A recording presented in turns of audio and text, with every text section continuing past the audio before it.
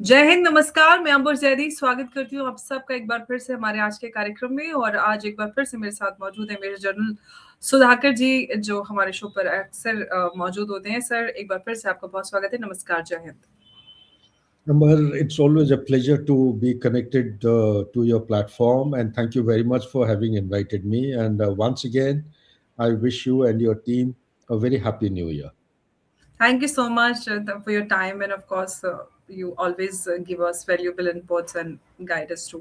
Sir, हम देख रहे हैं कि जियोपॉलिटिकल चेस बोर्ड जो है काफी इंटरेस्टिंग हो रहा है, और इतने फास्ट पेस डेवलपमेंट्स जियोपॉलिटिक्स में आपने सब, क्योंकि मेरा एक्सपीरियंस का, मैं आपने भी नहीं देखे होंगे, मैं तो जितना मेरा एक्सपीरियंस है मुझे काफी इतना ज्यादा लग रहा है कि सेकंड्स में डेवलपमेंट्स हो रहे हैं। सर, इस सब से जो हमने वेनेजुएला देखा, ईरान, और अब ग्रीनलैंड, डेनमार्क, यूक्रेन, ये सब चल रहा है, फिर इसराइल, एकदम सर जो पूरा ग्लोबल है, ग्लोबल चेस बोर्ड है, वो काफी उथल पुथल उसमें मची हुई है। सर, आप इस उथल पुथल को कैसे देख रहे हैं? डोनाल्ड ट्रम्प जो है अब फ्रांस से भी सीधे टक्कर ले रहे हैं। उन्होंने वो गाजा बोर्ड ऑफ पीस बनाया, उसमें मैक्रोन कहते हैं कि भाई नहीं ज्वाइन करूंगा, तो बोले 200% टैरिफ लगेगा। और सबकी जो भी लीडर्स हैं यूके, और उनकी प्राइवेट चैट्स भी उन्होंने पब्लिक कर दी है। सर, ये जो कुछ हो रहा है, प्लस हमने देखा है कि बांग्लादेश में चाइनीज एनवॉय को चिकन स्नैक विजिट कराया उन्होंने, मोहम्मद यूनुस ने, काबुल ब्लास्ट, दुनिया भर में सर उथल पुथल, क्या किस तरह हालात जा रहे हैं? बहुत बढ़िया अंबर, आई मस्ट कॉम्प्लीमेंट यू। आप ये दो चार लाइन में पूरा संक्षेप में पूरा एकदम विस्तार विश्व में क्या क्या हो रहा है सब कुछ कवर कर दिया आपने। तो लेट्स स्टार्ट विद बांग्लादेश। ये जो चाइनीज एनवॉय आए हैं, मैं जब डॉट्स को ज्वाइन करता हूँ, डॉट्स से ये उभर के आता है कि 19 जून 2025 को कुनमिंग में एक मीटिंग हुआ था, एक मेगा इवेंट के साइडलाइन में। इनके जो एक्सटर्नल अफेयर्स या फॉरेन पॉलिसी के जो रिप्रेजेंटेटिव्स हैं बांग्लादेश, पाकिस्तान और चाइना का, उसमें उन्होंने इकोनॉमिक एक रूप देके, इकोनॉमिक कोलैबोरेशन का रूप देके इन्होंने एक इस तरफ एक स्ट्रेटेजी बनाए हैं ताकि वो हिंदुस्तान को एक सबक सिखाना चाहते हैं, and they want to retard the progress of India. चाहे आप स्ट्रेटेजिक एनसर्कलमेंट के भाषा से बोलिए या और भी कोई तरीका, मैं सिर्फ ये कहूंगा, इसको मैं टाइम टू टाइम बोलते आ रहा हूँ डेविल्स ट्रायंगल। तो डेविल्स ट्रायंगल का ये एक्चुअली लेवरेज क्रिएट किया जा रहा है। कौन कर रहा है लेवरेज क्रिएट? एक्चुअली कर रहा है ये चाइना, क्योंकि पाकिस्तान और बांग्लादेश के पास कोई वो ऐसा स्थिति में नहीं है वो लेवरेज क्रिएट कर सकते हैं। लेवरेज क्रिएट करने की क्या उनका इरादा क्या है? एक ग्लोबल पावर बनने के लिए हर देश जो है, जो जो जिनके पास इकोनॉमिक, मिलिट्री, डिप्लोमेटिक, या आप लीजिए लॉ इन्फोर्समेंट, इंटेलिजेंस, ये सारे चीजों का मुद्दे जो काबू में मतलब उस स्तर का हो जिसमें वो पूरा प्लानेट के ऊपर जो देश हैं उनके ऊपर इन्फ्लुएंस कर सकते हैं। तो ऐसा कौन कौन देश हैं?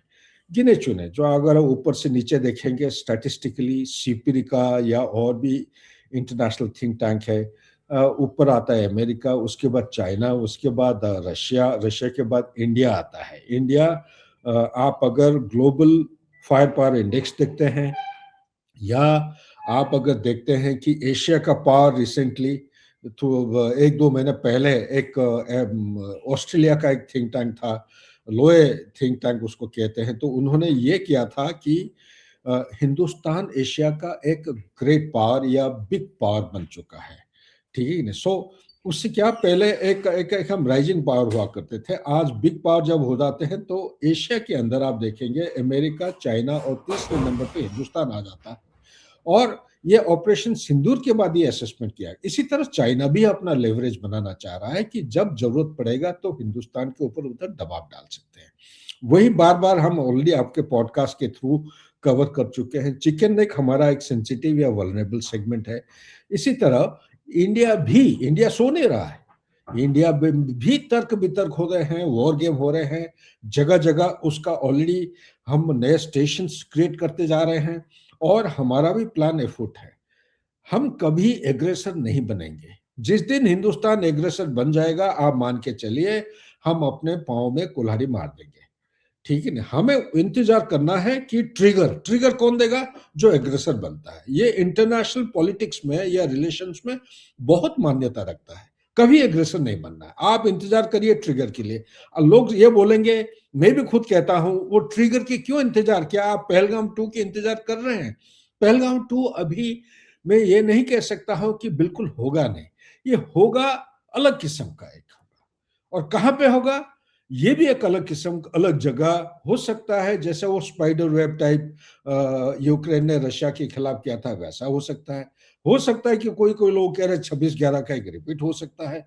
तो ये जो चीज है, ये हमारा पूर्व की तरह का जो फ्लैंक है, ये गर्मा गर्मी रहेगी और हिंदुस्तान इसके लिए तैयार है।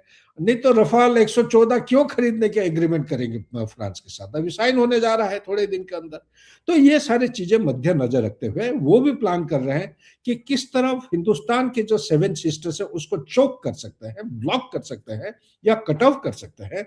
क्योंकि चाइना आज के दिन में झांफेरी रिज के आसपास बैठा है, जो कि भूटान की तरफ से है। एक लाल मोनिरहाट बांग्लादेश जो है बहुत करीब है, सिलीगुड़ी कॉरिडोर वहां भी बैठा हुआ है। नेपाल में देखते हैं वो जो ओइली साहब का जो कॉन्स्टिट्यूंसी है वहां से करीब 50 किलोमीटर दूर है, 50-55 किलोमीटर दूर है, वहां पे एक एसईजेड बना के बैठ रखे हैं। तो चारों तरफ से घेर डालने का एक रूप बना हुआ है। इसी तरह हिंदुस्तान को कोई परेशान होने की जरूरत नहीं है। बांग्लादेश एक ऐसा देश है, उसका तीनों कार्डिनल डायरेक्शन, तीनों नॉर्थ, ईस्ट और वेस्ट की तरफ से हिंदुस्तान का ऑलरेडी हमारे प्रदेश है। और उसका जो दक्षिण की तरफ है वो है बे ऑफ बंगाल। ये भी हमारा एरिया ऑफ राइवलरी नहीं बल्कि डोमिनेंस है। ये मत सोचिए कि चाइना का अगर वेसल आ रहे हैं, नंबर बढ़ गया है तो हिंदुस्तान चुपचाप करके बैठा है, नहीं, बिल्कुल तैयार हालत में है। ये एक छोटा सा मैं एक झलक दे रहा था इसके बारे में, लेकिन बड़ी चीज हो रहा है। आप अगर देखेंगे, यहीं से हम घूम जाते हैं। आज आप सुबह और कल आप सुने होंगे चागोस आइलैंड। चागोस आइलैंड एक छोटा सा आइलैंड है डिएगो ग्रेसिया में, जो पहले ये यूके और यूएसए, जब यूके सुपर पावर था उन्होंने यूएसए को हैंड ओवर किया था, और एक्चुअली असलियत में मॉरिशस का है। और मॉरिशस का थोड़े ही दिन पहले इनका जो सोवरेन राइट है इनको दिया गया था, हैंड ओवर हो गया था। और बातचीत काफी करने के बाद इन्हीं का ही यूएसए का पेंटागन ने विचार करके एक छोटा सा आइलैंड दिया है डिएगो ग्रेसिया में, ताकि चाइना का जो नेवी के जहाज बहुत सारे नंबर में आजकल बढ़ने लगे हैं, उनके सबमरीन आने लगे हैं, उनके ऊपर निगाह रखना पानी के नीचे, उसका जो साधन है, ये हमारा हिंदुस्तान और अमेरिका के जो इंस्टीट्यूशनल लिंकेजेस हैं, चाहे बेका की बात करिए या कोमकासा की बात करिए या लेमोआ की बात करते हैं या आईसीटी की बात करते हैं, बहुत सारे एग्रीमेंट हो गए हैं। चाहे डोनाल्ड ट्रंप नाचे या गाए या पागल तरह कुछ भी बात करें, लेकिन ये जो इंस्टीट्यूशनल ऑब्लिगेशन हो गए हैं, ये मेंटेन चलते जाएंगे। इसको रोकने वाला बहुत मुश्किल है मेरे विचार के मुताबिक। रोकने के लिए अगर वो पीछे पड़ जाएगा तो कौन रोक सकता है उसको, लेकिन ये काम करते जा रहे हैं। इसकी वजह से चागोस आइलैंड, और चागोस आइलैंड डिएगो ग्रेसिया के पास में, यहाँ पे बोलते हैं कोआ, a crow also couldn't fly without permission of Indian the American CIA। ऐसा जगह पे हिंदुस्तान को एक इस तरफ स्थान मिलना, वो सोच समझ के कभी दिए होंगे। एक उस समय आप डोनाल्ड ट्रंप बोलते थे इंडो पैसिफिक, अचानक उन्होंने पूरा एकदम अपना रूप रंग को पलट डाला है। तो इसीलिए ये जो चागोस आइलैंड आया है हिंदुस्तान के पास, ये एक बहुत सुपर स्ट्रेटेजिक लोकेशन है। इसके पीछे पड़ गए हैं कि इसको किसी भी तरह रिवोक करेंगे। करने दो, अगर करना चाहते हैं तो हिंदुस्तान के पास और भी रास्ता है। लक्षद्वीप है, मालदीव्स के साथ हमारा समझौता इंप्रूव हो रहा है। हम्बन टाटा के पास जो एयरपोर्ट है वहां पे भी हमारा फुटप्रिंट बढ़े हुए हैं। हमारा मॉरिशस में ऑलरेडी है। इसी तरह आपका जो माडागास्कर, उस तरफ भी हमारा डोमिनेंस है। ओमान की तरफ देखते हैं, ओमान में दकुम जगह का नाम है, वहां पे भी हम बैठे हैं। ऐसा नहीं कि हम चुप करके रह रहे हैं। चाहे बाहर में, चाहे वो कुछ भी परिस्थिति हो, वहां पे भी हमारा फुटप्रिंट है। In form of civil contractors काम कर रहे हैं उधर। हालांकि अभी थोड़ा दबाव है, लेकिन आने वाले समय में मेरा असेसमेंट कह रहा है कि ये ज्यादा देर लास्ट नहीं करेगा। ईरान के ऊपर आप कुछ भी नहीं कर सकते हैं। अगर आज के दिन में आप अटैक करते हैं, ईरान के पास बहुत सारे हाइपोसोनिक मिसाइल, बहुत सारे उसका आईसीबीएम, कोई बात नहीं कर, इंटरकॉन्टिनेंटल बैलिस्टिक मिसाइल, जो कि आप 5500 किलोमीटर से ज्यादा, आज के दिन में कोई एक टेस्ट किया, उन्होंने ट्रायल किया, 10,000 किलोमीटर से ज्यादा रेंज है। 10,000 से अगर ज्यादा रेंज है, वो किसको टारगेट करेंगे? अटलांटिक के उस तरफ जाएंगे, अटलांटिक के उस तरफ जाने के लिए कम से कम उनका 12 से 15,000 की चाहिए। अगर 10,000 कर रहे हैं, आप मान के चलिए हर देश जो है अपना मिसाइल्स का रेंज को कम करके बताता है। मेरे अंदाज के मुताबिक ये रेंज इसका कम से कम 12 से 15,000 का रेंज है। ये यूनाइटेड स्टेट्स ऑफ अमेरिका का जो ईस्ट कोस्ट है उसमें पक्का कोई ना कोई वो टारगेट करके रखे हैं फॉर स्टैंड ऑफ अटैक। और इसी के साथ हाइपोसोनिक मिसाइल के बारे में कोई अभी डिस्कस नहीं कर रहे हैं। मेरे स्टडी के मुताबिक इनके पास जितने भी हाइपोसोनिक मिसाइल हैं ये मैक्सिमम जा सकता है टिल द वेस्ट कोस्ट, यानी कि यूनाइटेड किंगडम और फ्रांस और इस तरह स्पेन, पोर्तुगल, यानी कि मेडिटेरियन के साथ साथ ये कवर हो सकता है। इसके आगे अगर उनके पास रेंज हो या ना हो, लेकिन हाइपोसोनिक का एक चीज है, इसमें आप न्यूक्लियर वॉरहेड भी लॉन्च कर सकते हैं, कन्वेंशनल भी कर सकते हैं। अगर आपका रेंज 5,500 किलोमीटर है, उसका रेंज भी आप बढ़ा सकते हैं with different kinds of mechanism attack. तो ये बड़ा खतरनाक चीज है। Proxy they are down but they are not out. Proxy means Houthis की बात करिए, हमास की बात करिए, हिजबुल्ला की बात करिए, हदीद अल साहिब की बात करिए, मिलिशियस की बात करिए, और ईरान के ऊपर ज्यादा अगर प्रेशर डालेंगे, मैं तो यह कहूंगा उसमें रेपरकशंस, इम्प्लीकेशंस इस तरफ होंगे। सबसे पहला चीज है मेरे विचार के मुताबिक, Iran is not equal to Venezuela. Number एक, यहाँ पे इस्लामिक जो फंडामेंटलिज्म है, शारिया लॉ, यहाँ पे इसकी प्रभाव काफी गहरा जड़ तक है। नंबर तीन, एक समय था एक ईरान एक मॉडर्न डेमोक्रेटिक एक रूल्स बेस्ड इंटरनेशनल ऑर्डर के मुताबिक काफी आगे बढ़ती जा रही थी। प्रॉब्लम उनका तब हुआ जब यही इनका परिवार, शाह का जो परिवार है, रजा पहलवी इनके जो फादर थे, उन्होंने सारे ऑयल इंडस्ट्री को नेशनलाइज कर दिए। उसके बाद वीमेन एम्पावरमेंट, ईरान की सोच विचार, मैं ये नहीं कह रहा हूं कि वीमेन एम्पावरमेंट नहीं होना चाहिए, बिल्कुल होना चाहिए। ईरान के मुताबिक उनके सोच विचार, वीमेन एम्पावरमेंट की वजह से जब ज्यादा फ्रीडम होने लगा, तब इस्लामिक इनका जो रेडिकल फंडामेंटल ग्रुप्स हैं ये प्रवेश किए कि नहीं, ये तो मंजूर नहीं है। Women cannot go to the club. Women cannot wear jeans. Women have to wear the hijab. Women cannot do this. They cannot drive the vehicle. They cannot be TV anchor. They cannot do a job. Those kind of Sharia type जो ये था, they got attracted to this system. और ये तेल का जो industry को industrialise किए थे, इसी की वजह से they fell apart with Western powers. That is America. That is why ये रेजा तो उछल रहा है आने के लिए, लेकिन उछलने के बाद आके जो इतने सालों से 47 ईयर्स ज्यादा से वो बाहर रह रहे हैं, क्या उनको दुनिया एक्सेप्ट करेगा ईरान के अंदर? अगर वो रेजिम चेंज की सोच विचार कर रहे हैं, रेजिम चेंज इतना आसान नहीं होगा। वो नेक्स्ट, नहीं तो आप यही यूनिस की तरह वातावरण पैदा करके छोड़ जाएंगे आप। और दूसरी बात यह, आज के दिन में ये जो भी प्रोवोकेटेड अनरेस्ट हो रहा है by Mossad and by CIA, ये भी उनको इनपुट दे रहे हैं कि ये छोड़ेंगे नहीं। एक बिल्ली को 4 दीवारों के बीच में अगर कॉर्नर करोगे, ऐसा एक परिस्थिति आएगा, बिल्ली के पास कोई ऑप्शन ही नहीं होगा, वो आपके ऊपर उछलना या पाउंस करने की वो कोशिश नहीं बल्कि करेगा अपने बचाव के लिए, सर्वाइवल। ईरान का परिस्थिति वहां पे आ गया है। आज इजराइल डर रहा है, और Arabic nation, Saudi Arabia, Oman, आपके कतर, ये सारे टर्की, सबके सब ऑब्जेक्ट कर रहे हैं कि अमेरिका डोंट अटैक।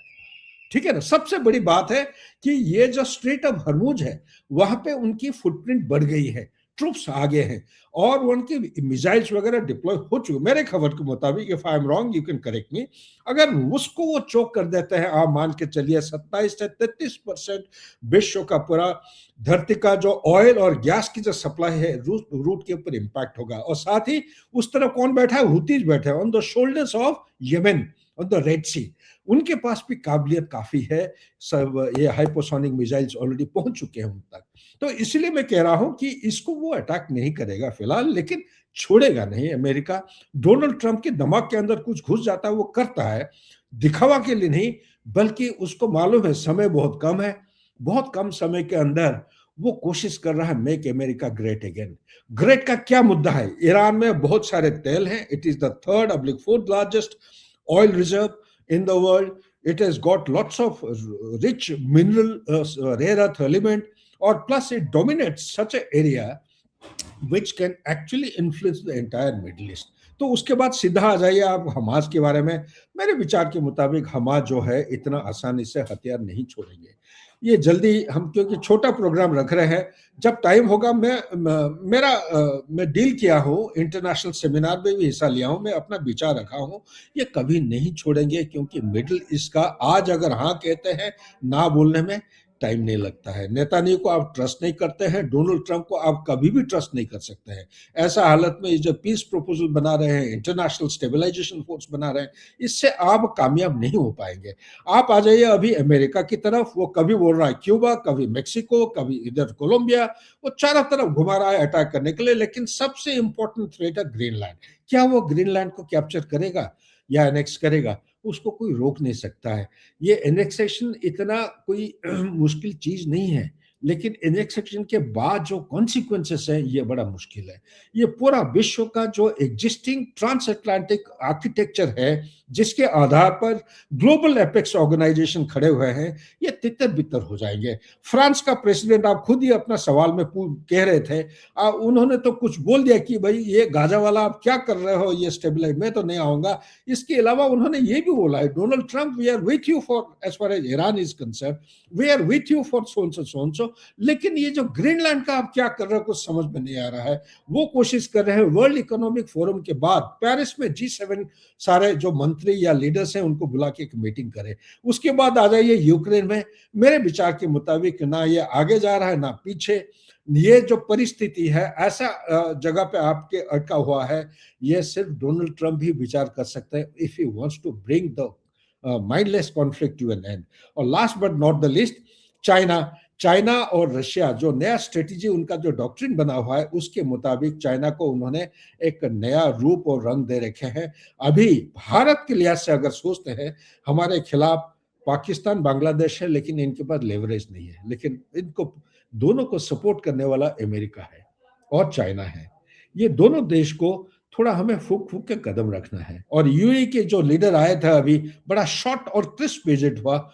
मेरे विचार के मुताबिक एक मुद्दा और डिस्कस किए होंगे, बाकी तो ठीक है, दिखा हुआ है, वो है डोनाल्ड ट्रंप को कैसे डील करें। इसी के साथ बहुत धन्यवाद। अगर कोई सवाल जवाब है आप पूछ सकते सर, मैं आपसे ये पूछना चाह रही थी कि जो आपने इनकी बात की, शेख मोहम्मद बिन जायद अल नाहयान की, क्या सर यूएई को कुछ न्यूक्लियर को लेकर भी कुछ ऐसा मुद्दा हो सकता है? क्योंकि हमने देखा जो कुछ भी हुआ पिछले दिनों, उस सब के चलते यूएई में भी ये है कि भाई हमारे पास भी कुछ न्यूक्लियर हथियार होना चाहिए। सही पॉइंट पे आपने, एक्चुअली ये सेंसिटिव इशू है। मिडिल ईस्ट का अगर आप देखेंगे वातावरण और एनवायरनमेंट, तो यहीं पे जितने भी एनालिसिस है यहीं पे आके खत्म नहीं, यहीं पे आके शुरू होता है और खत्म भी होता है। और इसका जवाब नहीं। इसके बाद वो चैनल वाले मेरे को इनवाइट कर रहे हैं बार बार, मैं जाऊंगा। लेकिन एक न्यूक्लियर मुद्दा है जिसके वजह से ये आके भारत के साथ कोलैबोरेट करने की कोशिश किए होंगे, ताकि ये न्यूक्लियर सपोर्ट उनको मिल सके। इसी के साथ मैं निकल रहा हूं। धन्यवाद। Thank you so much. धन्यवाद सर। जय हिंद, नमस्कार, जय भारत।